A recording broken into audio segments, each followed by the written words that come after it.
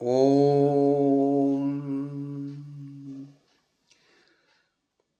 पाशं शिरिपुर्वन्दिमि पाशं शिरिपुर्वन्दिमि पत्रं यत्र विहायसि प्रविपुले स्थातुं क्षणं नाक्षमं तत्रास्ते गुणरत्नरोहणगिरि यो देवी देवो महान् चित्रं नात्र करोति कस्य मनसा दृष्टा पुरे शिरपुरे सश्री पार्श्वजिनेश्वरो विजयते दिग्वास साम सासुनम पत्र टिके न जहाँ अधर में गुण रत्नों का गिरिवर हो कितना विस्मय किसे नहीं हो चलो देख लो सिरपुर को देवों के भी देव पार्श्व जिन अंतरिक्ष में शांत रहे युगों युगों तक दिगंबरों का जिन शासन जयवंत रहे युगों युगों तक दिगंबरों का जिन शासन जयवंत रहे। आज मैं अपने दर्शकों के लिए एक नई चीज लेकर के आया हूं और वह है हिंदू धर्म और धर्म दिगंबरत्व। सन्यासा षड्विधो भवति कुटीचक बहुदक हंस परमहंस तुरीयातीत और अवधूताश्चेति। ये संन्यास उपनिषद के अध्याय 2 में मंत्र 23 में लिखा गया है। भगवान ऋषभदेव जब दिगंबर होकर के वन में रमे तो उनकी देखा देखी बहुत सारे लोग नग्न होकर के इधर उधर घूमने लगे थे। दिगंबरत्व के मूल तत्व को भी न समझ सके थे और अपने मनमाने ढंग से उदय पूर्ति करते हुए भी साधु होने का दावा करने लगे। जैन शास्त्र कहते हैं कि इन्हीं सन्यासियों द्वारा शांख आदि समस्त संप्रदायों की सृष्टि हुई। तीसरे परिच्छेद में स्वयं हिंदू शास्त्रों के आधार से यह प्रकट किया जा चुका है कि ऋषभदेव द्वारा ही सर्वप्रथम दिगंबर धर्म का प्रतिपादन हुआ था। इस अवस्था में हिंदू ग्रंथों में भी दिगंबरत्व का सम्मानीय वर्णन मिलना आवश्यक है।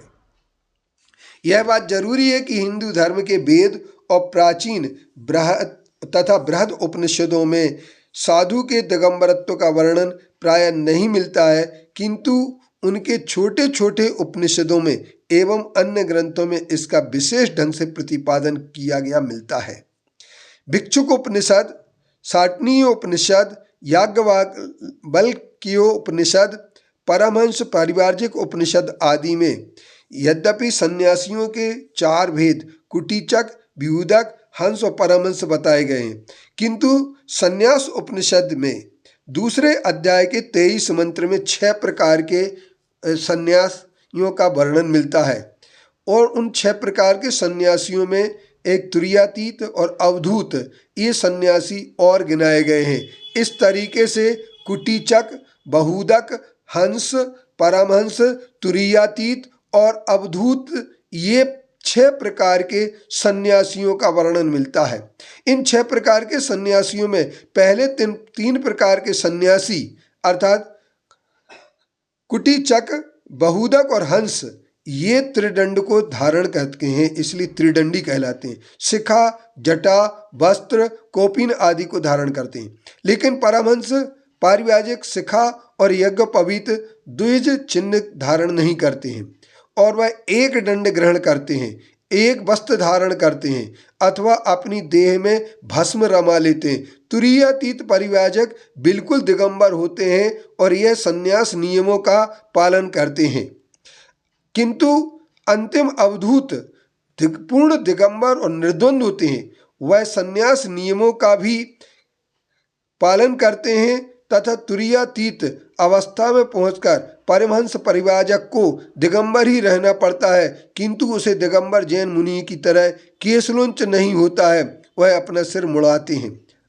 और अवधूत पद तो तुरीयातीत की मरण अवस्था है। इस कारण से इन दोनों भेदों का समावेश परमहंस के भेद में ही गर्भित है। किन्हीं उपनिषदों में यह मान लिया गया है कि इस प्रकार उपनिषदों के इस वर्णन से यह स्पष्ट है कि एक समय हिंदू धर्म में भी दिगंबरत्व का विशेष आदर मिलता था तथा वह साक्षात मोक्ष का कारण माना गया है। उस पर कापालिक संप्रदाय में तो खूब प्रचलित रहा है, किंतु वह अपनी धार्मिक पवित्रता खो बैठा है, क्योंकि वह भोग वस्तु रहा। अस्तु, यह उपनिषद वैदिक साहित्य में जो भी उल्लेख मिलता है वह दिगंबर साधु के संबंध में मिलते हैं, उनको उपस्थित कर देना यहाँ पर मैं बहुत उचित समझता हूँ। और यहाँ पर एक जावलोपनिषद में भी लिखा गया है। जावलोपनिषद में लिखा गया है, तत्र परमहंसा नाम संवर्तका अरुणी श्वेतकेतु दुर्वासा रिभु निदाग जड़ भरत दत्तात्रेय रैवातिक प्रभृतियो अव्यक्त लिंगा अव्यक्ताचारा अनुन्मत्ता उन्मत्तवत च आचारन त्रिदंडी कमंडलु शिक्यम पात्रम जल पवित्रम शिखाम यज्ञोपवीतम चेतेतत् भू स्वाहा इति अप्सु परित्यज्यमानम इच्छेत यथाजात रूपधरो निर्ग्रंथा निष्परिग्रह तत्तत् ब्रह्म मार्गे सम्यक्त संपन्ना इत्यादि। अब इसमें अरुणी संवर्तक श्वेतकेतु आदि को यथाजात रूप निर्ग्रंथ लिखा गया है, अतः इन्हें दिगंबर जैन मुनियों के समान आचरण इन्होंने किया होगा या किया था, यह बात यहाँ पर स्पष्ट होती है। परमहंस उपनिषद में इस प्रकार मिलता है, इति मंत्रयंत्रम ज्ञात्वा स परमहंसा आशा अंबर न नमस्कारा न स्वाहाकारो न सौधाकारो न निंदा न स्तुति यदीक्षको भवेत भिक्षु।